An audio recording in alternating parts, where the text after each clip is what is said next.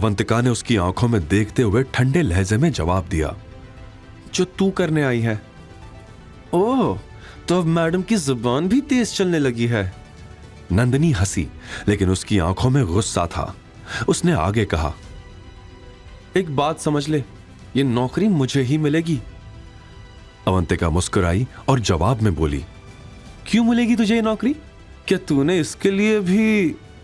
यह सुनकर नंदिनी का चेहरा लाल हो गया। उसने तीखी आवाज में कहा, बंद कर अपनी बकवास, खुद को देख। अपनी बहन के पति के साथ रहने में तुझे जरा भी शर्म नहीं आई? अवंतिका ने बिना झिझके कहा, हाँ, नहीं आई। उन्होंने मेरे लिए जो कुछ भी किया है उसे मैं जिंदगी भर नहीं भूल सकती। नंदिनी चुप रहने वालों में से नहीं थी। उसकी आंखों में नफरत चमक उठी। वो तेज आवाज में बोली, हाँ हाँ, तुझे तो दूसरों के पति ही अच्छे लगेंगे ना, जैसी मां वैसी बेटी। इतना सुनते ही पूरे वेटिंग एरिया में सन्नाटा छा गया। चारों तरफ फुसफुसाहटें होने लगी। दूर से यह सब नजारा देख शिवाय को यह समझ आ चुका था कि माहौल बिगड़ चुका था। इधर अवंतिका को महसूस हुआ कि इससे बहस करना बेकार है। उसने गहरी सांस खींची और बिना कुछ कहे वहां से उठकर दूसरी ओर चली गई। माहौल में तनाव तैर रहा था। तभी देव वेटिंग एरिया की ओर से गुजरा। वहां बैठी नंदिनी ने उसे देखा तो उसका चेहरा खुशी से खिल उठा। हाय देव, उसने एक्साइटेड होकर आवाज दी और तेजी से उसकी ओर बढ़ी। देव, जो अभी किसी से फोन पर बात कर रहा था, उसकी आवाज सुनते ही वहीं रुक गया।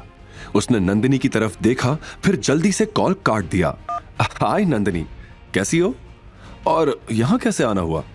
नंदिनी ने अपनी मुस्कान को गहरा किया और बोली, देव, तुम्हें तो पता ही है मेरी कंपनी को फंड्स की जरूरत है, इसीलिए मैं यहाँ जॉब के लिए इंटरव्यू देने आई हूँ, प्रोडक्ट मैनेजर की पोजीशन के लिए। नंदिनी ने बड़ी सहजता से कहा, लेकिन रियलिटी तो ये थी कि उसे दिनेश के आसपास रहना था। वो उसे अपने प्यार के जाल में फंसाकर उससे पैसे निकलवाना चाहती थी। पर यह ट्रूथ वो देव को कैसे बताती? अगर उसने सच बोल दिया तो उसकी इज्जत का क्या होगा? वो तो बस एक स्ट्रैटेजी बना रही थी और इस गेम में देव को बेवकूफ बनाना उसकी मजबूरी थी। लेकिन बाहर कार में बैठे शिवाय को अच्छे से दिख नहीं पा रहा था कि नंदिनी किससे बात कर रही थी, क्योंकि देव कैमरा के फ्रेम से बाहर था। देव ने हल्की हंसी के साथ उसकी ओर झुकते हुए कहा, अगर तुम चाहो तो मैं तुम्हारा नाम रेफर कर सकता हूं, या फिर पार्टी में दिया मेरा ऑफर अभी भी वैलिड है। उसने आंख मारते हुए शरारती अंदाज में कहा। नंदिनी को देव की बात सुनकर झटका लगा।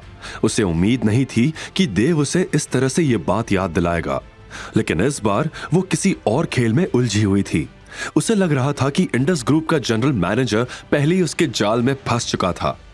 उसने नकली मुस्कान के साथ जवाब दिया, थैंक यू सो मच, लेकिन वो अपनी बात पूरी भी नहीं कर पाई कि देव का फोन फिर से बज उठा।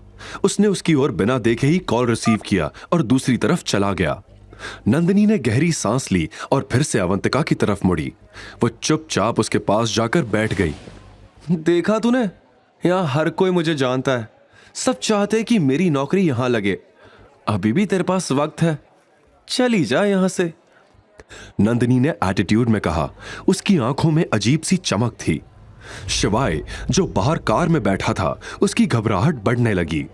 नंदिनी को किसी से बात करता देख उसे मालूम चल चुका था कि शायद अवंतिका की नौकरी खतरे में थी। उसने मन ही मन महाकाल को याद किया।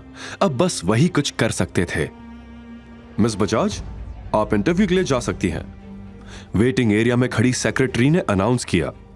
नंदिनी एक विजयी मुस्कान के साथ उठी और बोली, कितने दिनों बाद मिस बजाज सुनने को मिला है, वाह। और फिर वो ठाठ से चलते हुए इंटरव्यू रूम की ओर बढ़ी।